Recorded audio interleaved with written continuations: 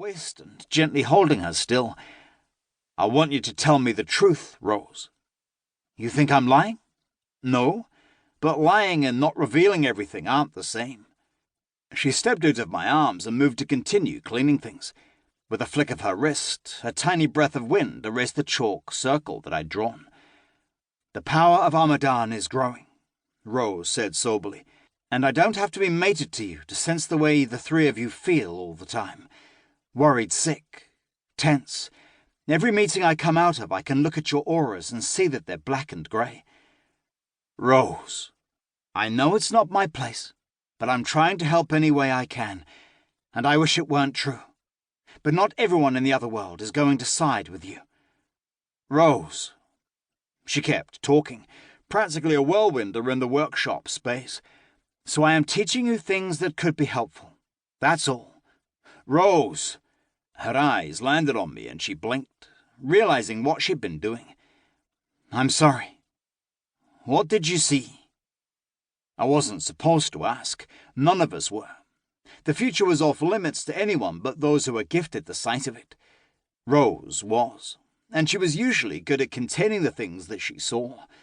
Not this time. "What makes you think I saw anything?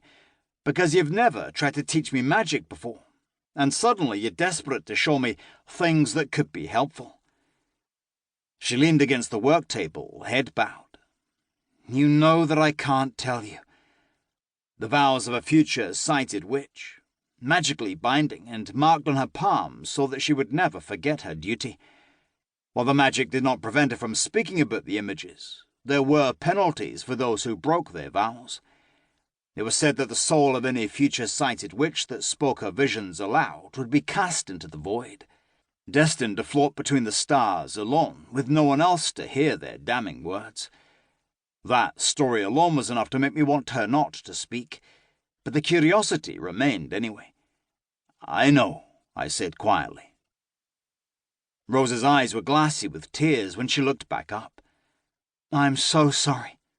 You have no idea how much I want to. Even if I wasn't bound by my vows, the future sight is a part of me. I'm not sure if that's affected by the reversal.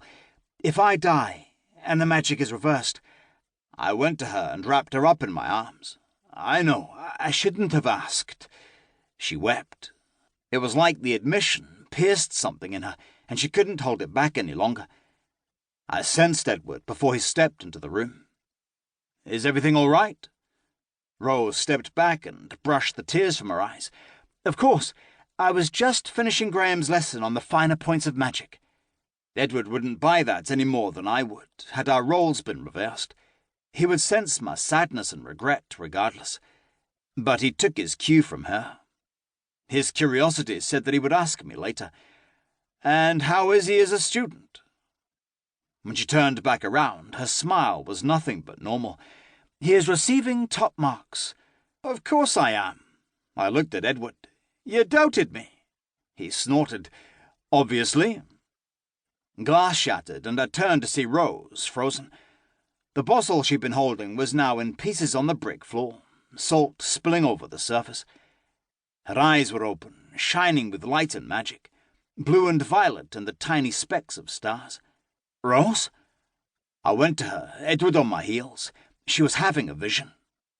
Though they rarely happened like this, more often she saw them coming and retreated to somewhere she could sit and they wouldn't harm her. "Why was she crying?" Edward asked quietly. "This," I said. "The magic lessons. I think they're in response to something that she's seen. But she can't tell us, and she desperately wants to." He made a sound of understanding. "Let's take her out of here." We'd had to move her before when her visions struck. There was no telling how long it would be. Time moved differently through magic. I lifted her into my arms and we left the conservatory. "Library?" Edward nodded.